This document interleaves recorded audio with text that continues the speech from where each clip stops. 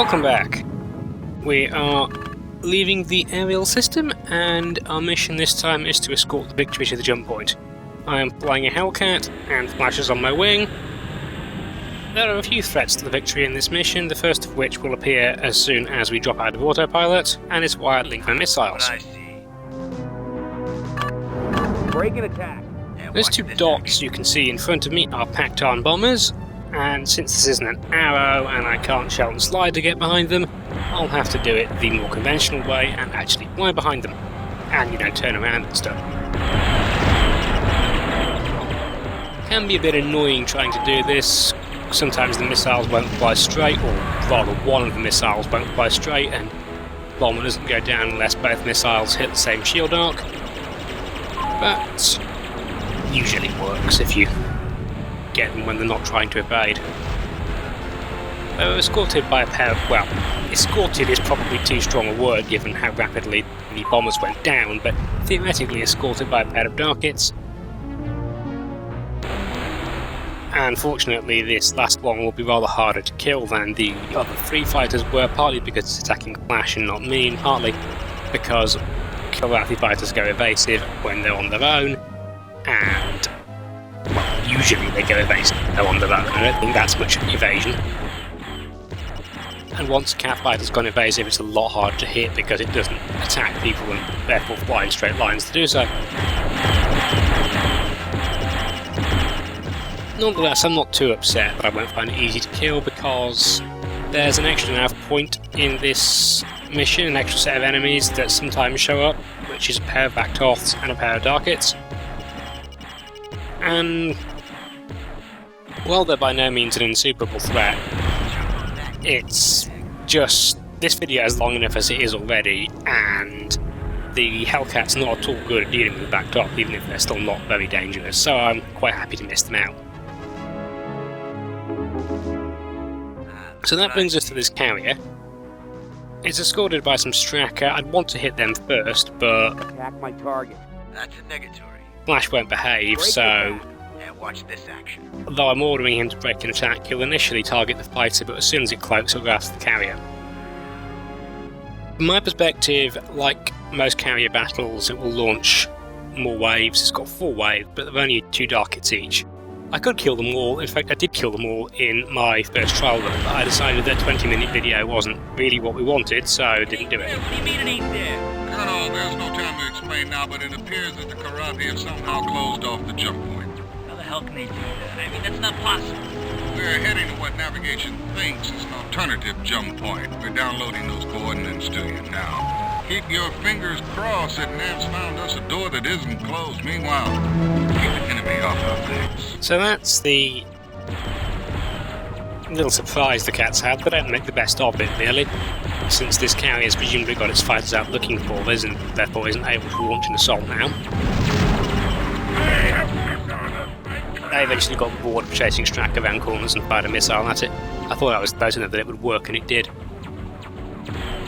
Now, Flash is attacking this carrier, but I have a better way of doing it. This is the carrier's hangar bay, and I can fly straight through it like I can with the Victory. And there's all these helpless fighters here to shoot up, as well as a carrier to destroy.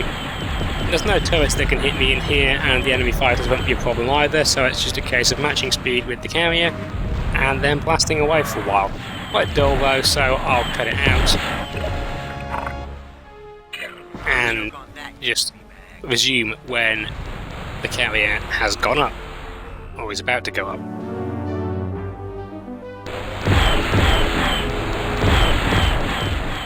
The only slight problem with it is occasionally you can get caught in the explosion, but normally it's okay.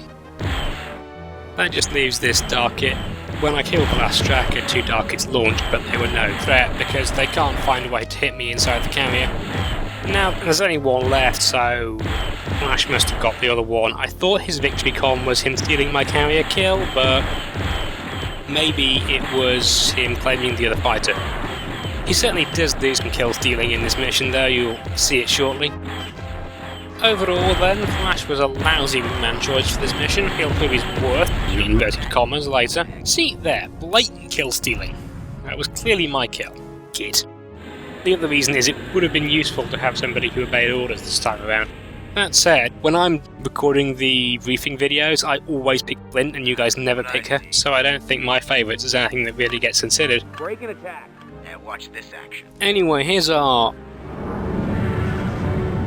final battle. We've got Force Tracker here, and the orange dot is a Corvette. That's what I'm afterburnering towards, because the Corvette's going to launch a Skipper missile at the Victory, and the Skippers are one-hit kills for any cap ship that ever launched at, which is usually the Victory. So I want to get nice and close to the Corvette so I can be around to intercept the Skipper when it launches.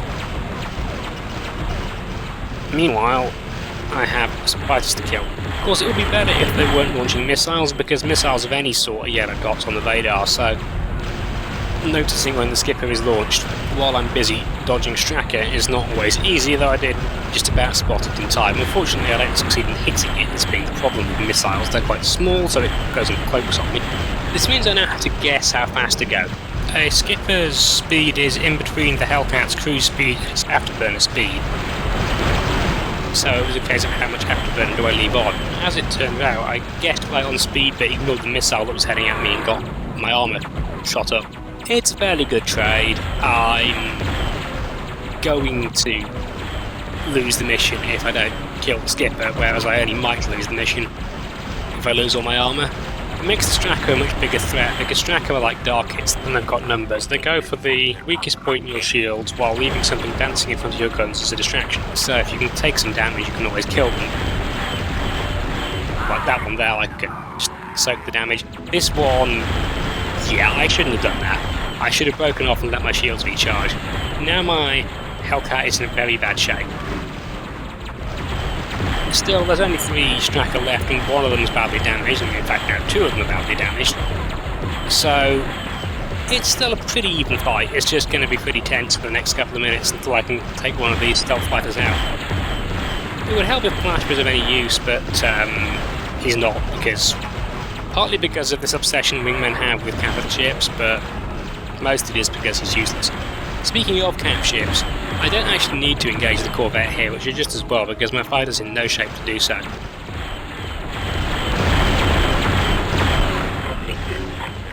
If you look at the dots, you'll see that it's very close to the blue dot of the Victory, and in fact it's sufficiently close that it's in cannon range. Whenever I go past, you'll see the Victory is exchanging fire with the Corvette, and it will kill it. The Victory always wins that fight. It's not got a huge amount of firepower, but enough to deal with the Corvette. Ah, now there's a question. Is Flash worth more than a Hellcat? They're both completely useless, so how do you decide? That said, Flash does have the correct appreciation of the Hellcat, so that is one thing to be said for him. So now that's just 2 fighters to deal with.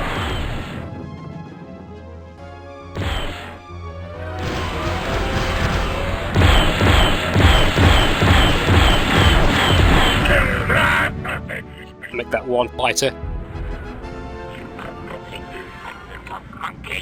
What I'm doing now is not so much running away as trying to get a bit closer to the Victory. There's 3 reasons for doing that. One is I'm going to have to get closer to the Victory anyway, because in order to request landing clearance you have to be within 10,000 kilometers of it.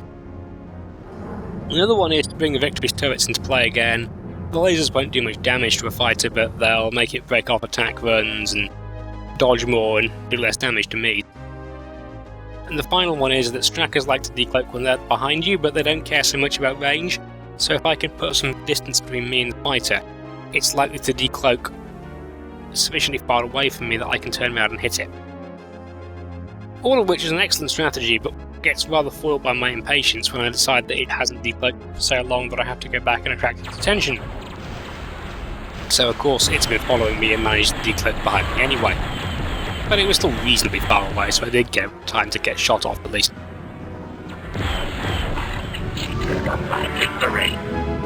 Mission objectives accomplished. Now I can be very thankful that destroyed fighters don't do much damage when they collide with you. TCS Victory. That spook you like it does me, sir. I mean, if the Kraken can close up jump points whenever they want, I don't even want to think about it. We're just lucky navigation was on the ball. Nice job, Colonel. You cleared the land. And now the autopilot, I'm happy that it didn't bring me to the Victory upside down, will turn me upside down during the landing sequence. And other than banging my head on the floor when I come out in reverse gravity, we are completed. So thanks for watching, I've been Alanin, this has been Wing Commander 3 Heart of the Tiger, and I'll see you next time when we're back in a nebula. Good job, Colonel. Thank you, sir. Great mission. Thanks. Way to go, sir. Outstanding.